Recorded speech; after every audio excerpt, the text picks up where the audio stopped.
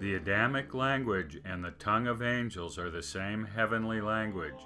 This being the case, we can make the logical deduction that Adam spoke the tongue of angels. He had the gift of angeloglosy.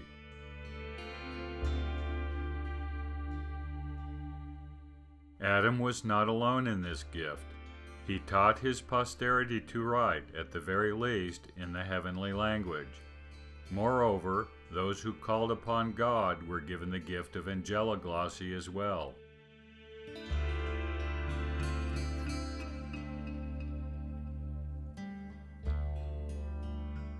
The Genesis account records several instances where humans speak with angels. Unfortunately, it is unclear which tongue was being used, the heavenly tongue of the angel or the earthly tongue of the human interlocutor.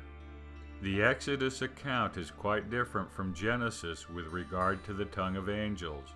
We have documented the fact that the angel of the presence, the planet Mars, spoke the Decalogue to ancient Israel. But this is not angeloglossy per se. There is one part of the story, however, where a human does speak the tongue of angels.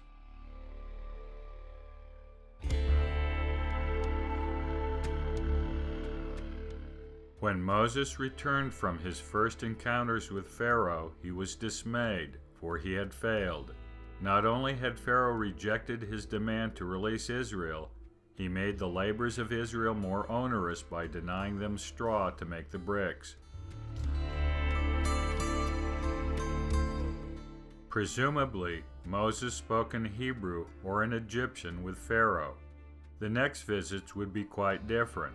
The Lord intended to display his mighty power to Pharaoh in word and deed.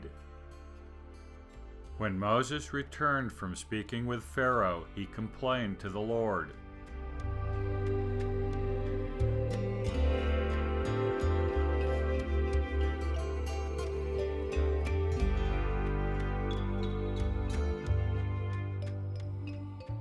The Lord responded, promising that he would now deal with Pharaoh with a strong hand and that Pharaoh would let Israel go.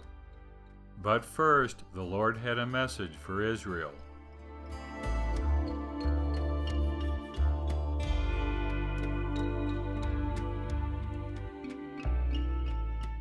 Moses delivered the message as commanded, but the children of Israel refused to listen. The Lord then commanded Moses to go unto Pharaoh. Understandably, Moses was disconcerted.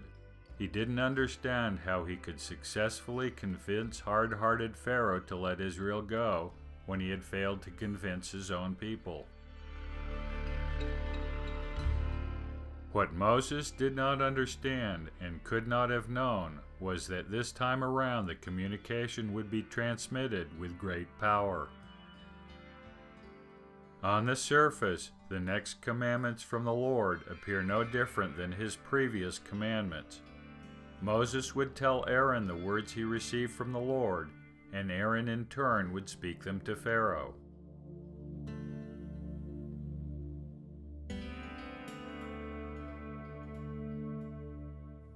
This was the same pattern used in their previous visits to Pharaoh.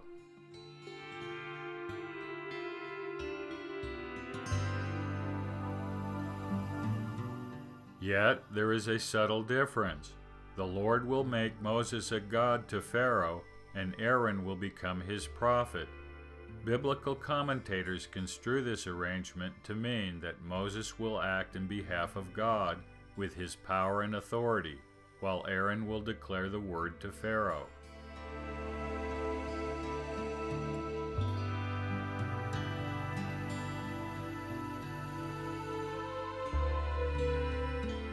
The argument continues that the primary difference would be that this time around, Moses as a god would call down the plagues from heaven. However, there is something deeper going on here.